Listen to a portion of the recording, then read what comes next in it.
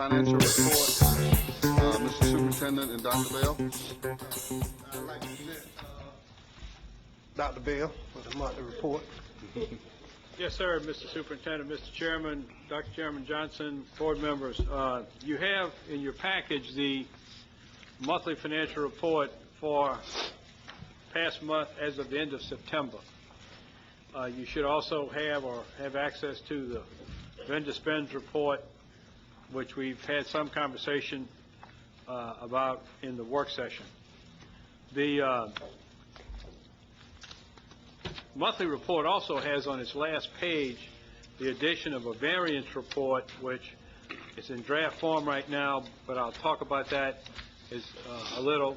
It's something that some board members requested to get a feel for where we are in relation to revenues collected, where we thought we might be, and also somewhat on the expense side. You can see for the month of September, the third month of the fiscal year, if you go to the right side of the page, we've collected $143,169,000 a year to date, and against an expenditure of $104,255,000. If you go just to the right of that column in the year-to-date section, you'll see for the same time period last year, we had collected $152,899,000. You might say, well, you seem to be down. Recall that we did allocate exactly prior year revenue that came in July back into 13. We think that's one of the reasons we came out of 13 positive. So that's some part of that difference. And I had a conversation with the tax commissioner Friday afternoon, and she sent over some information. Keep in mind, again, this report is as of the end of September.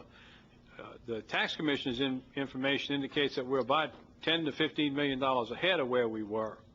But now, not all of the wire transfers have come through or are not included in this report. So we're working on that.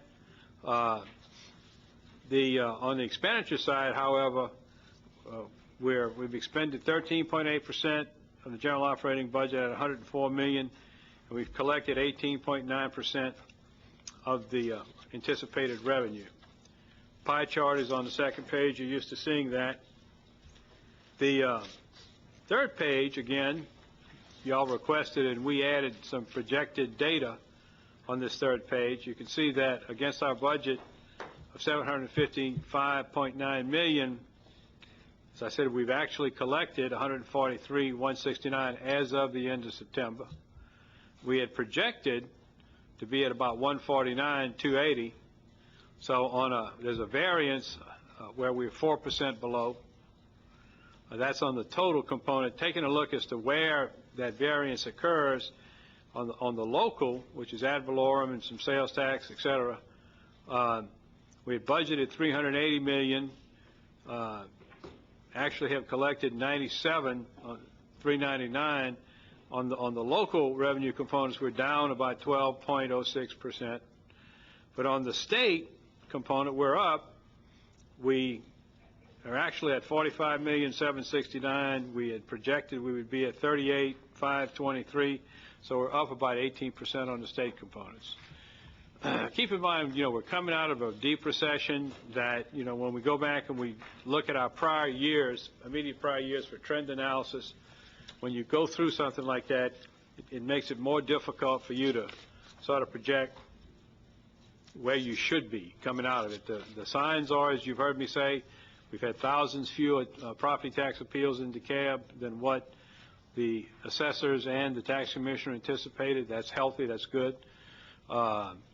And like I said, the tax commissioner's office is optimistic about the overall position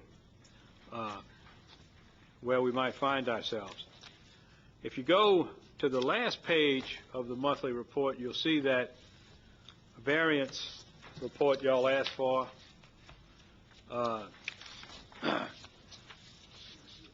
Shows that in the first quarter we collected the $143,169, 18.9% against a expected 149. We're down $6,111,000 on the revenue side.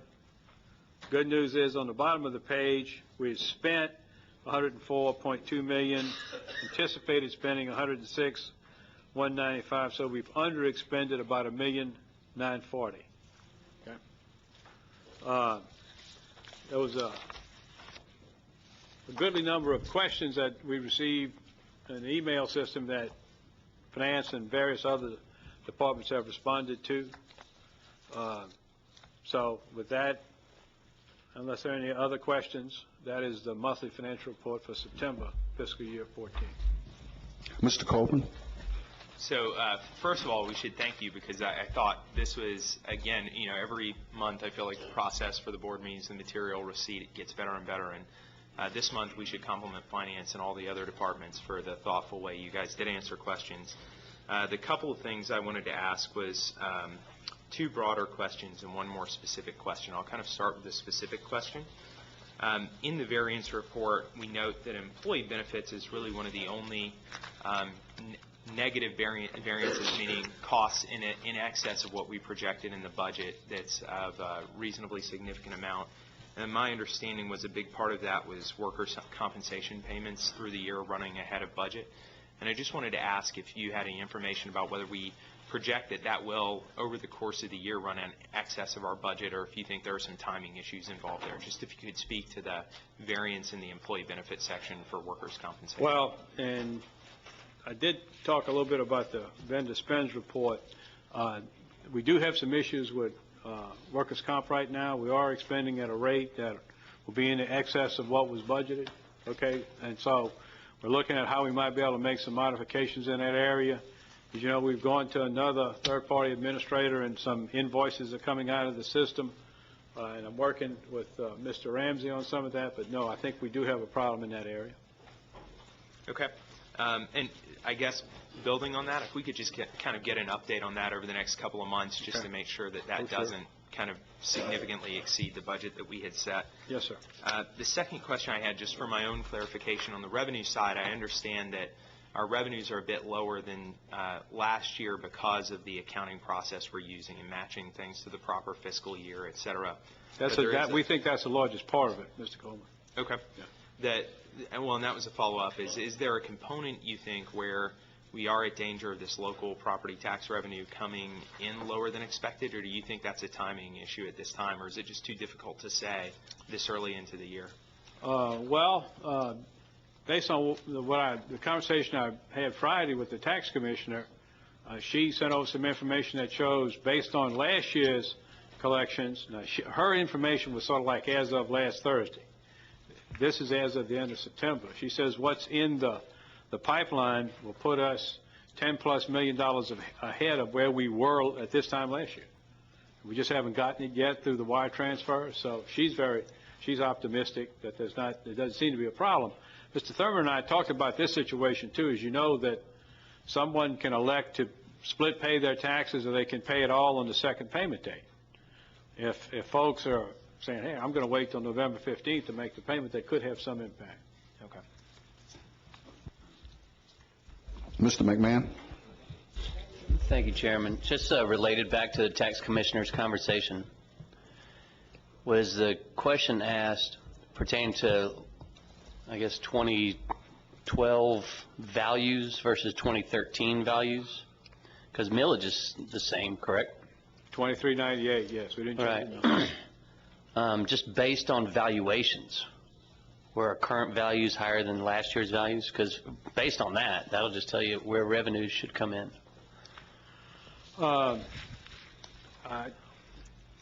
Her digest values, keep in mind what we did. We anticipated a 3% decline in digest before we set the budget, the local revenue anticipation for the budget. The good news is that there was a decline, but it wasn't 3%. It's probably between 1 and 2. So there's some upside there, okay? When you do these kinds of calculations, you also got to assume some what's known as erosion. Not everybody pays 100% of their taxes, okay? So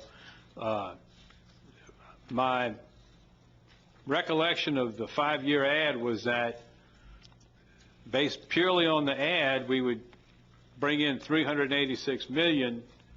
That was off of a 390 figure. The cash flow seems to indicate not just ad valorem, but on some other components, we should get there. Again, I think property values are holding better in DeKalb than they've had for a number of years. I know we're not number one in foreclosures. Gwinnett's still holding that position. So I think the digest is probably good news for us. I appreciate that. And the number that you said, was that you based it on 386, something to that effect? Well, no, a pure reading of the ad would be 386. I think Plus. we're like at about 370. Okay, but then the difference between that 370 in the budget formula and that 386 in the ad is this erosion and timing factors and a lot of other things, okay? Okay. Thank you. Mr. Mayfield? Yeah, and I do appreciate the answers that I got as well. Just a couple of follow-up on those, and this probably requires the heads of the departments to answer this as opposed to you, but I'll ask you, and you'll direct it perhaps. And this is first looking at the transportation dollars, since we are exceeding what we are trending to exceed what we had budgeted in terms of revenues. My question is whether or not if we in fact exceed the amount of revenue in transportation, do those dollars go back into the general fund, or do they stay with transportation to be used in that department? There's some discussion about that now. Right now, the dollars are not automatically earmarked back into transportation. Okay. There seems to be some budget pressure coming from appropriations for some personnel in transportation, and Mr. Wilkins and Mr. Thurman and I are in some discussion about how to try to alleviate the situation. Okay. But as you will recall, transportation was pretty well impacted year before last, Right. and now we're in a rebuilding mode. Right, and that's kind of where I was kind of going with the question, because I knew we had some challenges there, and if it went into the general fund, it may put it in competition with other departments in terms of being able to reconcile that. Yes. The second question I had, and this actually has to do with some additional documents that were sent by athletics, and your answer on being able to separate those two on the consolidated income statement. And your answer was that it would take some extensive reformatting and programming. And my real question in that is two-part. One is, could we make those changes by next quarter and begin to have them separated on a quarterly basis? I think we could by next quarter, Okay. Yes, sir. All right. And the second point I wanted to make, and this is to the ad hoc reports, I guess, that were sent. The documents that you sent were helpful. They were revenue documents, but they didn't show expenses. And I had, I guess, maybe two questions. This is both for food services and for athletics, to try and better understand the expenses that are associated with those revenue streams. And I sort of wondered, and this is not something that you need to answer now, but maybe I can submit some follow-up questions to this, whether or not, like on the athletic department, whether or not we can assess the cost effectiveness of expenses to revenues at a stadium level or at a site level, because I noticed that that's sort of how we break those revenues out. Is that something that we can get? Okay. Final question had to do with the software issues. I had another one, but I'll just toss that one. There were several issues that were related to the software in terms of reporting challenges, and this is akin to the earlier question I guess I asked during the financial audit discussion, and that's whether or not, is there any way that there is a financial or budget management impact on the fact that we can't answer, that getting answers based on the reporting limitations that we have, is that in any way impacting our financials? Our plans are? No. I'm saying that the fact that we cannot, that the reporting gaps between what's being reported now and what will get reconciled, does that delay in getting those corrections impact our ability to manage finances well?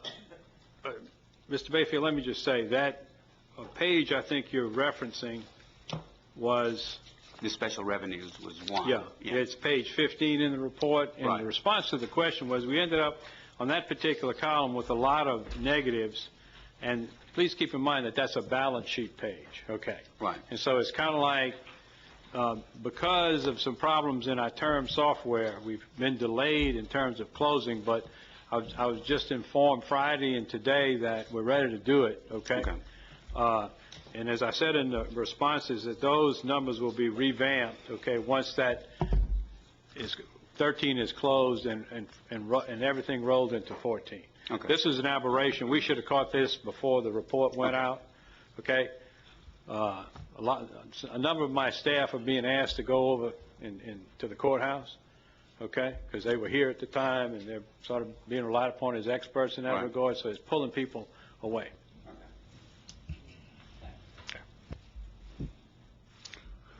No further questions. Is there any opposition to placing this item on the consent agenda? Seeing none, this item will be placed on the consent agenda.